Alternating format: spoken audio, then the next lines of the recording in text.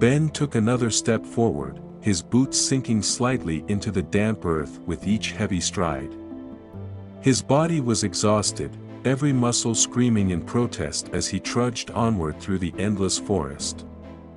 The earlier encounter with the mysterious rustling in the underbrush still lingered in his mind, a quiet hum of tension that wouldn't let go. He could still feel the presence of something, or someone, just out of sight, the hairs on the back of his neck still standing on end, but there was no time to dwell on the unknown. He couldn't afford to. His focus was on survival, on the crushing hunger that threatened to pull him into a dark place, on the aching fatigue that seemed to wrap around him like an invisible shackle. His vision was beginning to blur again, the fog in his brain settling in with each step. He needed food, water, shelter. He needed to find something, anything, to keep going. The sky above was a mix of dark clouds and dim light, the storm lingering on the horizon, refusing to completely give way to clearer skies. It cast an eerie glow over the forest, the trees towering around him like silent sentinels. The rain, though lighter than before, continued to fall in a steady, relentless drizzle.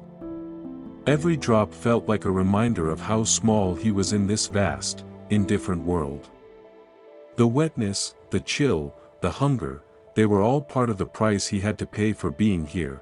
Ben's thoughts were interrupted by a sudden, sharp noise, a crack of a twig snapping in the distance, not far from where he stood. His heart skipped a beat. His instincts kicked in immediately, he froze. The forest around him fell into an unnatural silence. His breath caught in his throat as he scanned the area with desperate eyes, searching for any sign of movement. His pulse raced, each beat of his heart loud in his ears. He was certain he had heard something. There was no wind now to explain the noise, no distant birds to offer comfort. The world around him seemed to hold its breath, then, another sound. It was faint, but it was unmistakable. A soft rustle in the underbrush, growing steadily louder. Ben's first thought was that it could be a predator, a bear, or perhaps a mountain lion, drawn by the smell of his weakened, hungry body. He was a sitting duck out here, and the thought of being caught off guard by an animal, especially one desperate enough to attack, filled him with a sharp sense of dread. His hand went to the crude stick he had been using for support, tightening around it as if it could somehow protect him from the threat ahead. He had no weapons, no tools, and very little energy left to defend himself. The sound continued to draw closer, and Ben's mind raced through possibilities. He could hide, perhaps climb a tree or find a thick patch of brush to cover his movements. But the idea of running, of turning his back on whatever was approaching him, sent a chill through him that had nothing to do with the cold. His options were dwindling, and the uncertainty of the moment was suffocating, and then, as if the forest itself had granted him a moment of clarity, the rustling stopped. The silence that followed felt oppressive, as though the wilderness was holding its breath. Ben waited, eyes darting around, his body poised and tense. His muscles burned from the strain of standing still, but he dared not move, and then, a figure emerged from the trees. At first, it was just a shadow, a blur of movement that made Ben's heart leap into his throat. His instincts screamed at him to run, to retreat back into the safety of the shadows. But something in the way the figure moved told him that it wasn't a predator. It was something else. Someone else. The figure stepped fully into the dim light, and Ben's breath caught. A man. The stranger was tall, his face rugged and weathered, his clothes torn and stained with the grime of the forest. He wore a large, heavy coat that seemed to be just as soaked as Ben's own clothes. His hair was long and matted with rain, his eyes sharp and calculating as they focused directly on Ben, for a long moment. Neither of them moved. Ben's body was frozen, his mind struggling to comprehend the sight before him. A fellow human being in the wilderness, alive and walking, just as lost as he was. The presence of another person should have been a relief, but instead, it brought a wave of uncertainty. Who was this man? And what was he doing out here in the middle of nowhere? The stranger didn't seem to notice Ben's hesitation. Without a word, he took another step toward him, his boots sinking slightly into the muddy earth. His expression was unreadable, his movements slow and deliberate, as if he had all the time in the world. The tension in the air thickened as the two men locked eyes. Finally, the stranger spoke, his voice hoarse, as if he hadn't spoken in days. Lost? He asked, the word cutting through the silence like a knife. Ben opened his mouth to respond, but the words caught in his throat. His throat was dry, his voice weak. He hadn't spoken in so long, his body having forgotten the simple act of communication. He cleared his throat, forcing the words out. Yeah, he said, his voice barely above a whisper. I'm lost. And hungry. Have you seen anyone?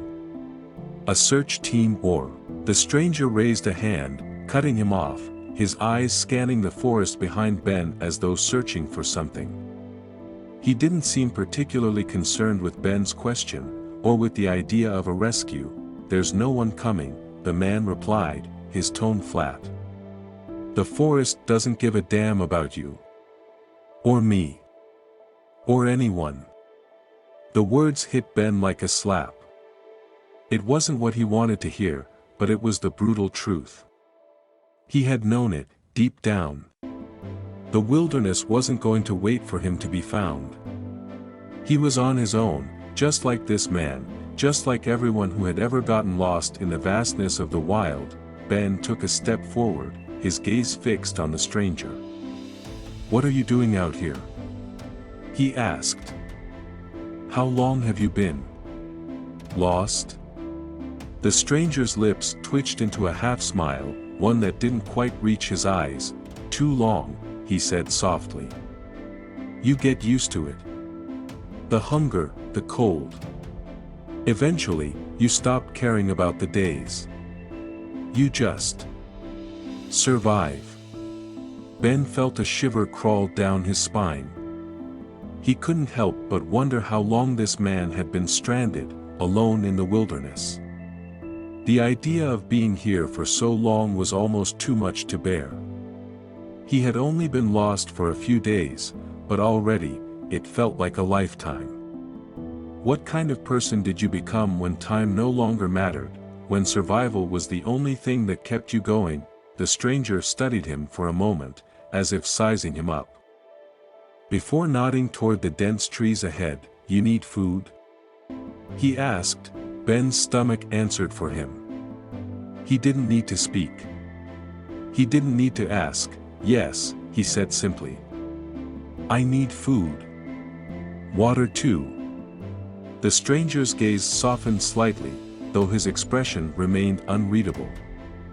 Without another word, he turned and began walking through the forest, moving with a fluidity that Ben couldn't quite match. It was as though the man was part of the wilderness itself, moving through the trees with the ease of someone who had long since learned its ways. Ben hesitated for a moment, his instincts still whispering caution, but he had no choice. He had to follow. The man was his only lead, his only chance at survival in this vast, unforgiving wilderness, and so, he did. The stranger led Ben through the dense forest, stopping occasionally to rummage through the underbrush or to point out small signs of wildlife. They moved swiftly, the stranger clearly knowing where to look, and Ben was left to follow in his wake. He didn't ask any more questions, he didn't need to. The man had already made it clear that words didn't matter out here. Survival did.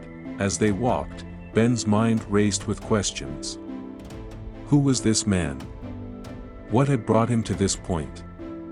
And most importantly, could he trust him?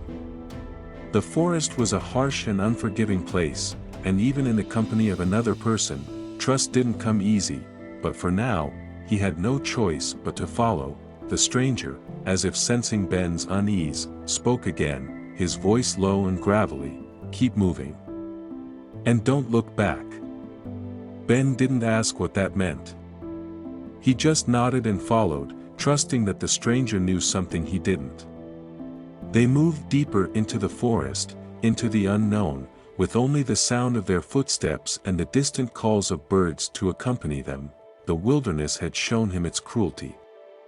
But now, perhaps, it would show him its mercy.